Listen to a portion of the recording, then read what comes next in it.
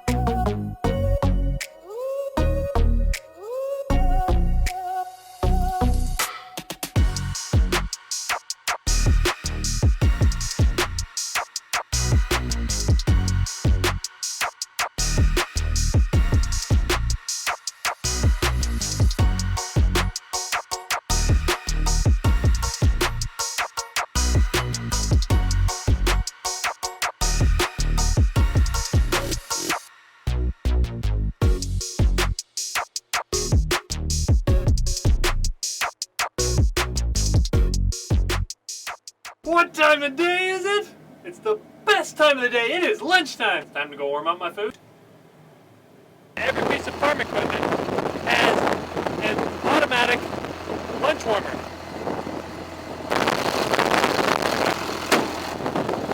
My pizza's been on the warmer for about an hour. At 65 acres. Started with about 24, so about 40 acres to warm up my pizza. That's good pizza. I raised up the toolbar on the end here. Looked down, it's like, whoa, we got a major problem here where, see, there's 1, 2, 3, 4 holes. We only got 1 bolt left. So I'm gonna call Dad. Fortunately, we're close to home, see if he can bring me down some bolts. Everything. Well, you better get us in. Yeah. So I came to the end, and these over here kind of angle up usually, and I looked down and was like, I don't think he's supposed to be angled quite that much. Well, we get trapped in Pit crew's here. Yeah. I brought the photographer along. Yeah. Well, guys, we got it all fixed up. You can see all the new green bolts in there, grade 5.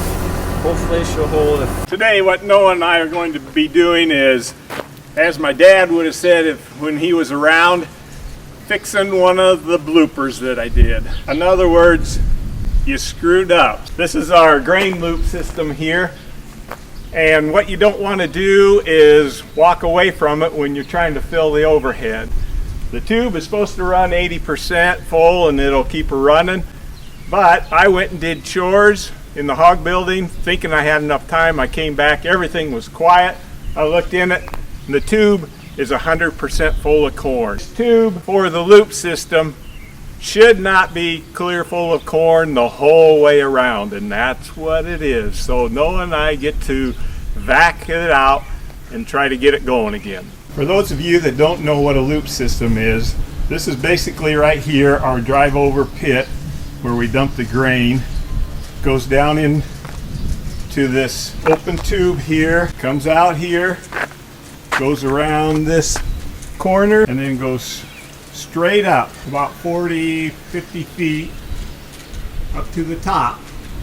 And then the tube then goes over the top of the bins to where you can dump it in. The bottom of the loop there, the corn goes in where I showed you into the pit, right underneath the overhead bin. Corn goes in there, goes up this loop 50 feet, then proceeds across. You can dump into any one of those bins as it's going through. So there's 5 bins that can go through. It gets down to the end, and then that loop comes underneath the bins again and comes clear back here to the front. So basically we have 650 feet of loop that is plugged smack full of corn.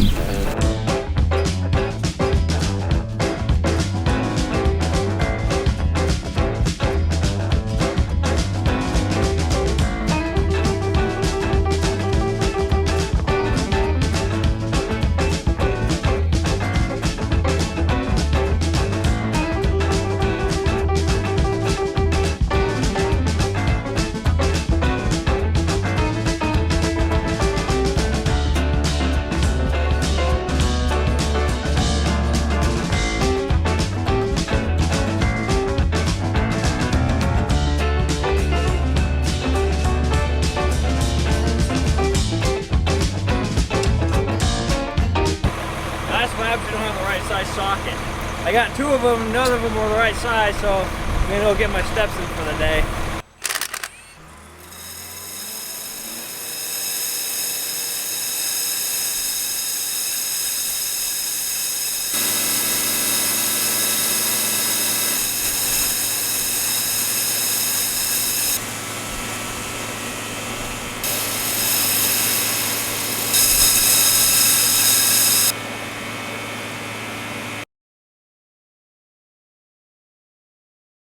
So we just got the nitrogen toolbar just all cleaned up, power washed up, and now what we like to do is oil it up. So we've oiled everything up because this liquid nitrogen that we're putting on is very caustic. It just corrodes everything. Nice feeling to have a job done. So the side dress is all done. Now what we need to do is move things out of the machine shed and put this into the corner.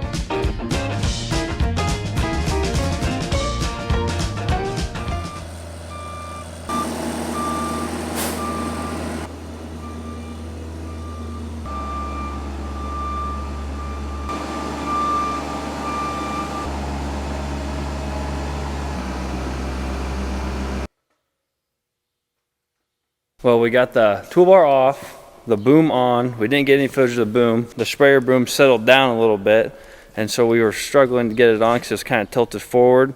Merle's up there putting, as you can't see, Merle's putting fuel in the sprayer because he's going to go spray a field for volunteer corn from last year.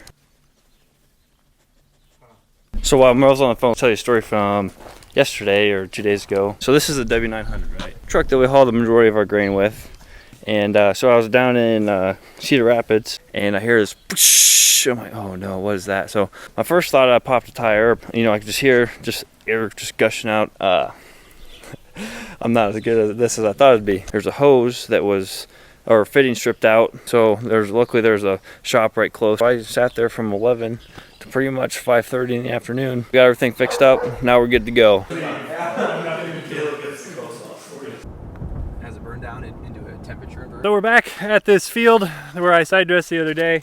We had some issues, can't figure out what's going on with the corn. I have Matt here, who is a professional, and this is Ryan. He's just along for the ride. He doesn't really know much, but he came for the food. He brought the food. He brought the drink. See? That's right. I could have got my own water. We're gonna go walk out into this, take a look. Matt's also got his drone here. You know, I'm looking for any sort of pattern, whether it's across the field or by soil type. So the way that I always describe looking for injuries is if the pattern is very specific. If there's a stopping point, if there's a starting point, if it looks unnatural, a lot of times it could be something that's man-made or caused by equipment. If it looks very variable, if there's really no defined pattern, or if the pattern, as I describe it, is just unevenness, a lot of times that can come back to variation in soil type or something that's maybe more environmental. So that's really what I'm looking for when I go up. What are you looking for? I just like this technology. All these twisty blades are going to fly up and take pictures on top of the field. Eventually, we should make a bigger one so we can fly up and just look at it. Don't they call that helicopter? Yeah.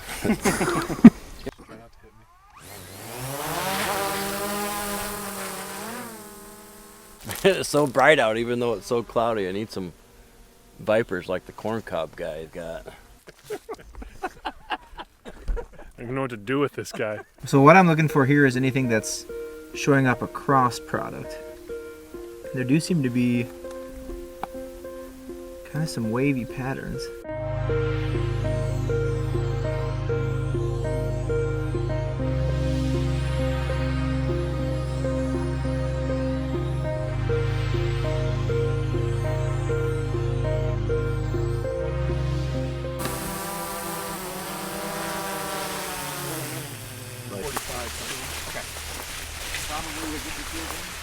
Potassium deficiency though is potassium deficiency. I am gonna dig a plant just to see if it roots like How many spades have you lost now?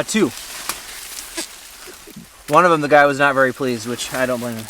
He found it at harvest. I would say that looks really good. Still growing. No root and feeding. Hey, you've even got an earthworm. You've even got an earthworm in there. So you've got 3 sets of nodal roots, and right here you can actually see all 3. So there's number 1, number 2, and then this 3rd set, which is the later set. And when it's really dry, they won't develop. And these probably did stall for a while. My guess would be they got to about here and quit growing. Try to get these 2 out at the same time. I mean, you see how these roots pretty much are just right in, they're literally right in a line. Those other ones we looked at were like this. These are just straight in a line. You know what, Ryan? I think you're onto something there. It's not a horrible hatchet, but there is I mean, some of that. And my guess is that's the reason we're seeing these signs of nutrient deficiency is more than likely not because we're short. It's because these roots weren't able to get into them quickly enough. They're not expanding and intercepting as much soil. These roots are all kind of in the same ballpark. Doesn't look like sidewall compaction. I'd have a hard time believing that on a no-till field that you would have done that. So you hear us talking about hatchet roots right now. Hatchet roots are when the roots are not spread out. Like you split some wood with that thing. So you want the roots to be spread out into a nice cone pattern. This is a sledgehammer root right here. We got the hatchet and the sledgehammer. Now this is the spade root. These roots unhappy. Something is pretty critical right in that part of the field. So why are we washing off roots, you ask? Well, we think one of the things that might be wrong is the roots are dirty in the field. So what we're going to do is we're going to pull up every plant. We're going to dig it up. We're going to wash the roots off, and then we're going to go out and replant them. I'm kidding. Actually looking for corn rootworm larvae. So you wash the dirt off in a bucket, and in theory they're supposed to float to the top. That's what dirt in a bucket looks like. Yeah, if there's none in here, we're not going to I find don't see any. I don't see any either. Yeah. See you. Thank you. Sometime. Yeah.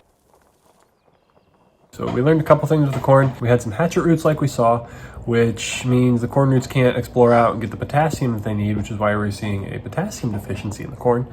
We also found some red root rot that was in the corn, which could have come because we had some feeding on the corn roots. So we didn't find any corn rootworm larvae, but that doesn't mean that they didn't eat on them earlier. Matt sent some of that off over to Iowa State so that it can be tested, and we'll find out exactly what's going on with that. So we don't have any answers right now, but we do know that we need to change some things figure out why in the world we have hatchet roots out there. That is all for tonight, guys.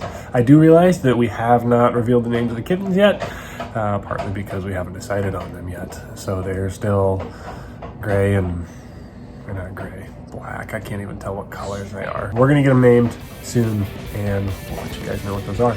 So I'm gonna go to bed because I feel terrible. I'm sick. All of us are sick. This is miserable. See you guys next time.